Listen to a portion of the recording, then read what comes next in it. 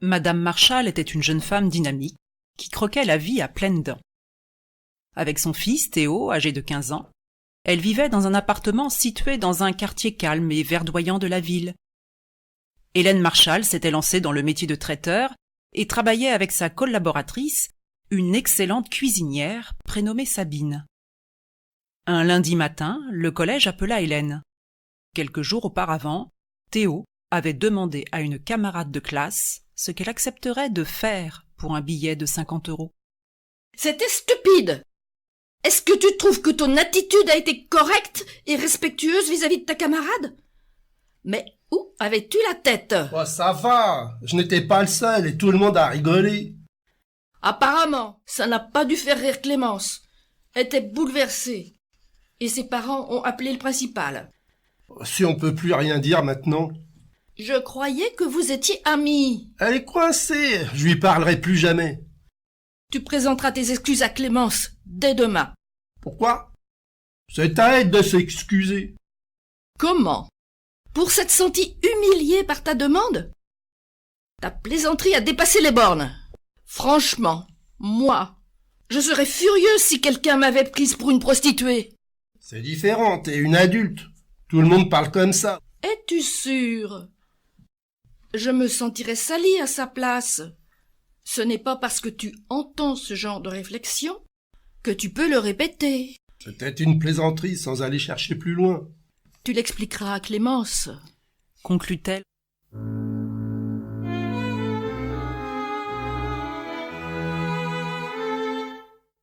Théo grandissait. Il apprenait à respecter les consignes et Hélène lui accordait sa confiance. Il allait bien, mais ce n'était pas le cas de Jessica. Un matin, une bagarre éclata dans le couloir du lycée. Ce jour-là, Jessica, habillée d'un jean et d'un t-shirt, portait une écharpe autour du cou. Natacha s'approcha d'elle. « Mais c'est la mienne !» Natacha gesticulait en la menaçant et s'emparant du tissu. « Eh, t'as qu'à sortir, si t'as envie de gueuler !»« J'en ai payé la moitié !» murmura Jessica. Jessica en avait eu le souffle coupé.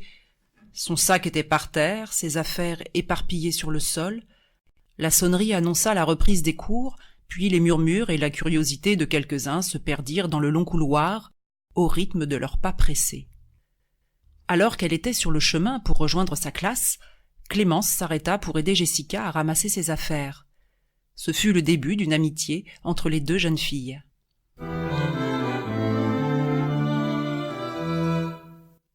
Jessica tentait de reprendre le cours de sa vie, mais Natacha ne manquait aucune occasion pour l'humilier. Elle commença un jour ses attaques sur Facebook. Jessica se sentait une bête traquée. Elle ne se sentait en sécurité ni au lycée, ni même chez elle. Les moqueries, les insultes pleuvaient sur le mur virtuel du réseau social. Les copains de Natacha avaient décidé de faire de sa vie un enfer. Le téléphone commença à sonner chez elle à toute heure de la nuit. Personne au bout du fil.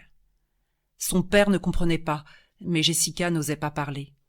Elle était à fleur de peau en permanence, mais espérait reprendre le dialogue avec Natacha pour que celle-ci la laisse enfin tranquille, une bonne fois pour toutes.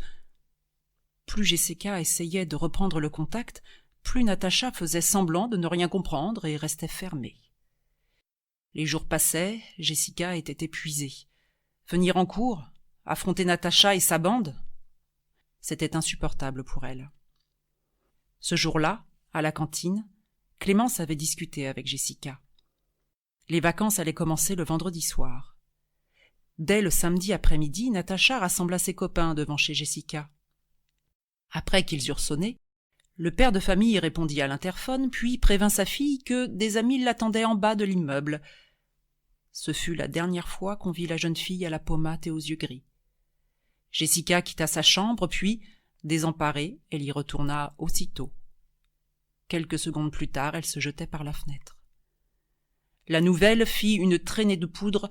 Sa famille était plongée dans l'effroi par l'incompréhension de son acte. La plupart des élèves la côtoyaient chaque jour au lycée, mais personne n'avait su percevoir sa détresse.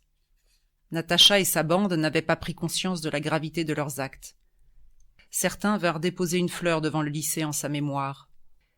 Au retour des vacances, une cérémonie fut organisée au lycée par le principal. En souvenir de la jeune fille, et des élèves prirent la parole. Pâle, Clémence prit son cahier dans lequel elle avait écrit un petit texte. Quand j'étais enfant, ma grand-mère me racontait. Les garçons naissent dans les choux et les filles dans les roses. Moi, j'imaginais la vie telle une fontaine avec son eau limpide qui sortait de la terre, en rêvant, peut-être, de rejoindre la rivière. Puis, de partir vers la mer pour atteindre l'océan. Rien ne manque à la valeur de la fontaine si elle ne rejoint pas l'océan. Elle enrichit ce qui l'entoure. Je suis heureuse d'avoir croisé le chemin de Jessica. Ces dernières semaines, on discutait beaucoup ensemble de choses et d'autres. En cours de mathématiques avec Monsieur Virva, on se lamentait sur notre sort, et on finissait par en rigoler. Quel regret de ne pas avoir senti la détresse de mon ami pour pouvoir l'aider ou alerter les adultes. Aujourd'hui, j'aurais aimé être un oiseau, prendre mon envol, traverser la terre au-dessus des fontaines, des arbres et des rivières, et aller jusqu'à l'océan, en espérant que l'immensité du monde pourra soulager mon cœur. Jessica, les souvenirs des moments passés ensemble resteront à jamais gravés dans mon cœur. Les élèves se succédèrent pour rendre hommage à leur tour à Jessica. Lali et Sam furent les dernières à s'exprimer. Ils commencèrent la lecture à deux voix de leur texte, en souvenir de Jessica. Quand avons-nous égaré notre âme sans nous en apercevoir? Quand avons-nous pris une couleur sauvage, sans avoir douté de nous un seul instant? Où sont allés les mots tendres de notre enfance, les conseils avisés de nos parents? Qu'est devenue l'école de notre enfance, cet endroit au grand espoir? Quand reviendra l'heure des rires et de l'insouciance? Que signifiait l'éducation rayée sur la page de notre existence?